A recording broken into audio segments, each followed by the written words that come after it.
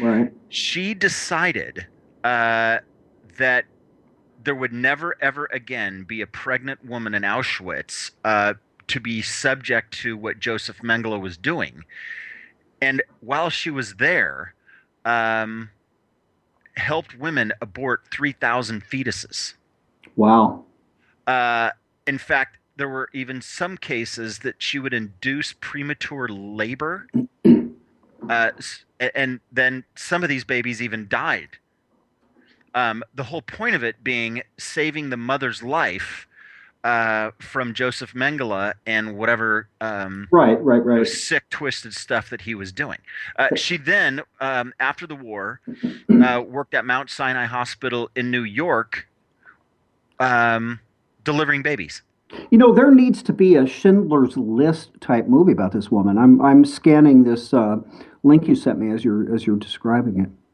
I mean, it is the context that the question that my buddy put up, and I frankly, I'm still struggling with an answer. His question was, uh, given some of the um, justifications or arguments on the pro-life side, how do you address this issue?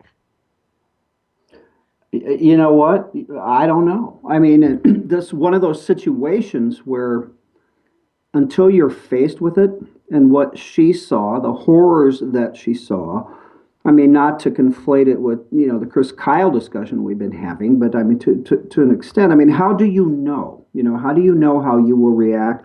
And it says here, she died, lived until 1988, and was haunted until the day she died by the choices she was forced to make. And I think therein maybe lies the answer. There becomes a choice. If you know what's going to happen to the women, um, they're going to, I mean, what is it? You're going to save one of them or none of them, Well, so yeah, it's a situational ethics where trying to figure out what the greater good uh, and a decision that will do the least amount of harm. In this case, she was confronted with two horrific options, and to have to weigh which would be the. And it's interesting. It would not be hard to imagine some saying that she morally made the wrong choice.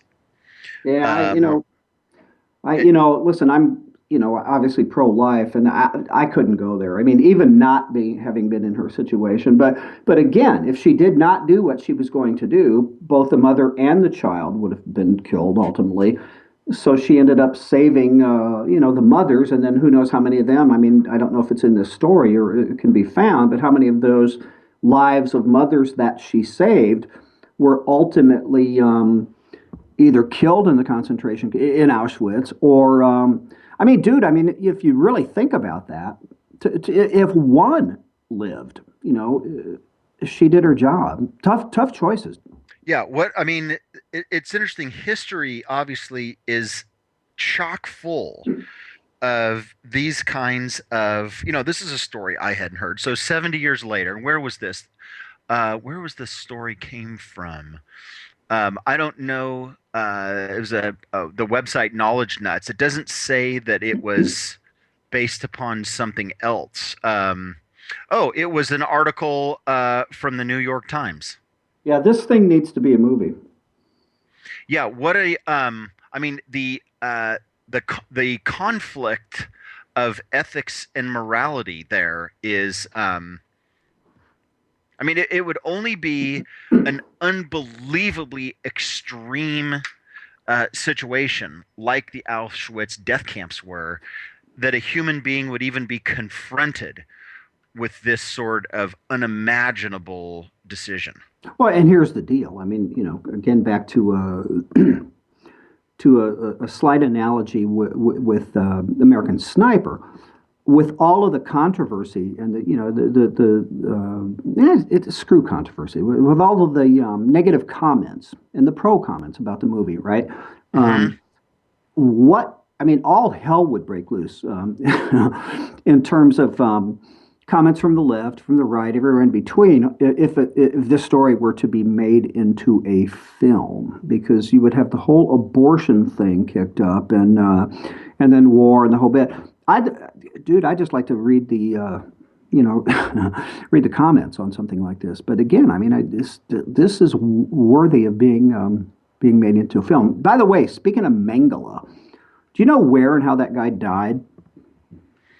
Well, hopefully it was at the tip of a sword and a slow, bloodletting death that was extraordinarily painful. But No, I actually have yeah, no idea. nor was it. This is a bit of trivia that popped into my brain.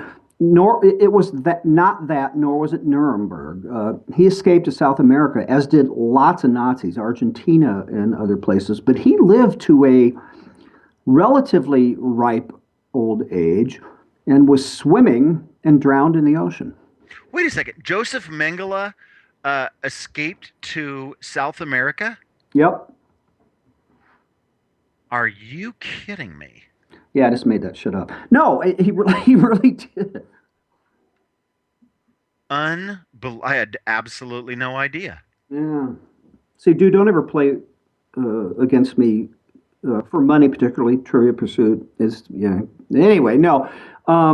This is incredible. I had never heard this story either, and I have been kind of a student, if you will, of World War II and the Nazis and stuff that went on. It's Yeah. incredible. Yeah, oh, I saw this. It was super late last night, and we were interacting again on Facebook in a private group that I was added to with my permission. And I found it so stirring that I put it up on my wall. Interestingly, though, nobody's commented. I put it up with a thing, hey, this is quite the story. 3 hours ago, I put it up, this is quite the story. Thoughts? Nobody's commented. Hmm. Mm-hmm. Well, so what's the deal, you think? Um, I think you mean why people haven't commented, or Right. I don't know. Maybe just maybe nobody goes to my site. Maybe that's part of it. But Well, see, like I didn't want to say that. but I don't know. It just it was an interesting question that that the way my buddy put it up is what are the implications of that? And I just I kind of feel good with the greater good justification idea, but that doesn't at all moderate the unbelievable choice that she had to make. Right. I mean, dude. I mean, what was the the soccer, of course, football. It was South America again. They made a movie out of it. There was a book. The plane carrying the team crashed in the mountains in the snow, and they Oh ended up yeah, it was having. like the Peruvian or Yeah, they ended somewhere up soccer team, right? right. They ended up having to decide like whom is dinner next, or who we can eat tonight, and they had a whole way of kind of going through that. So I mean, Donner's Pass. Just the crap that people are forced into sometimes in situations. Which again, I mean, I'm going to go back to to American Sniper one more time. As well, people like Michael Moore, Seth Rogen, who sat on the sidelines, multimillionaires, and throw rocks at heroes. They weren't in those situations. They didn't have family members in those situations. Just like the clowns who preach from above about torture and how barbaric America is. And of course, the question always is, were it a family member of yours who was going to be have their heads sawed off in 48 hours, if you did not find out where they were and take them out, would you subject whoever you needed to waterboarding? And I'm pretty much sure that the answer 100% of the time would be hell yes. So, Yeah.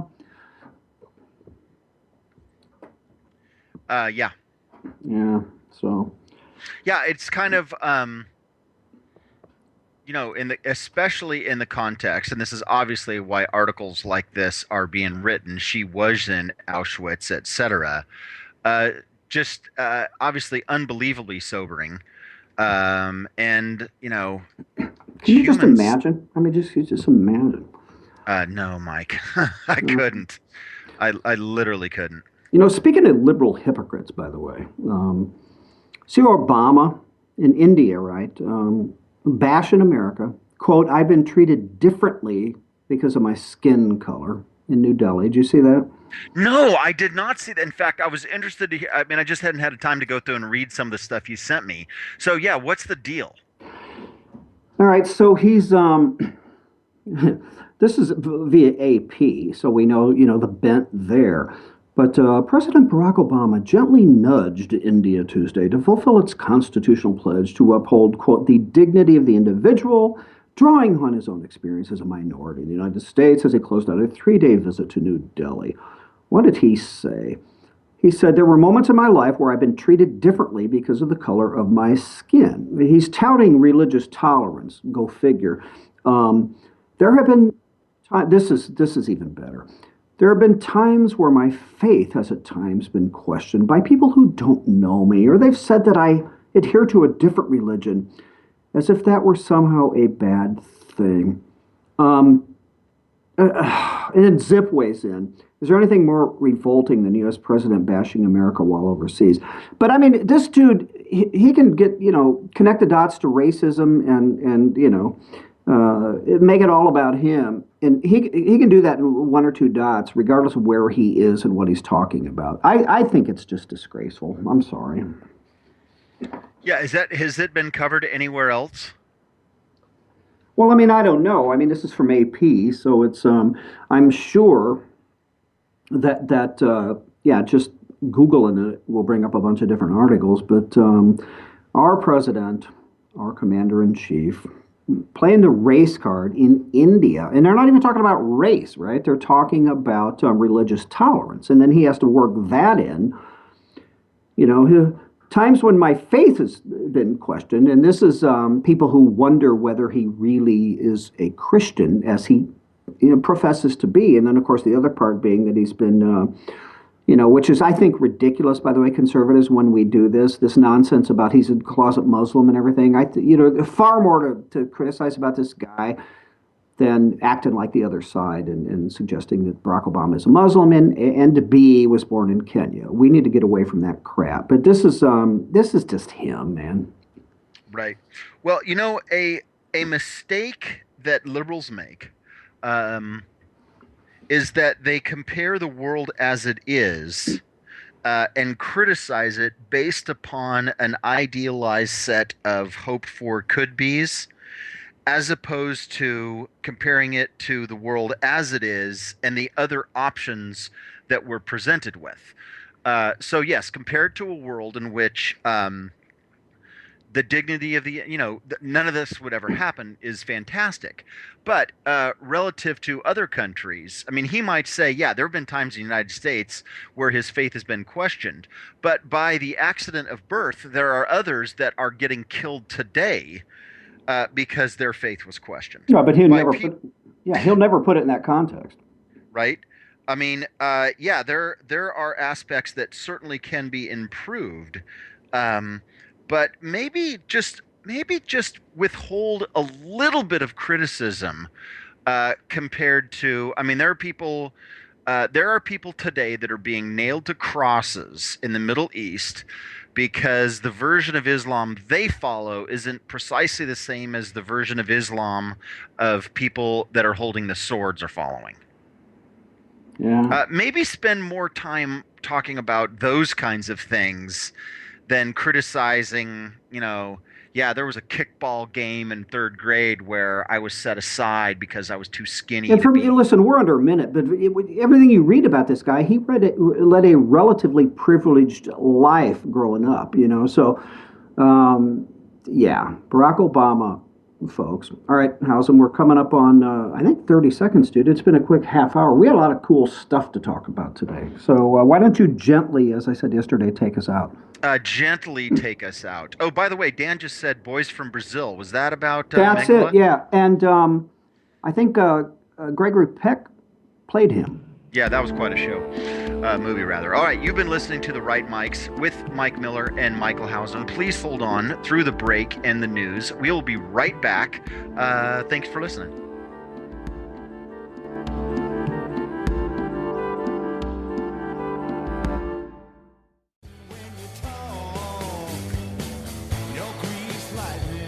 A progressive woman once told me that if she was my wife, she'd poison my coffee. I told her if I was her husband, I'd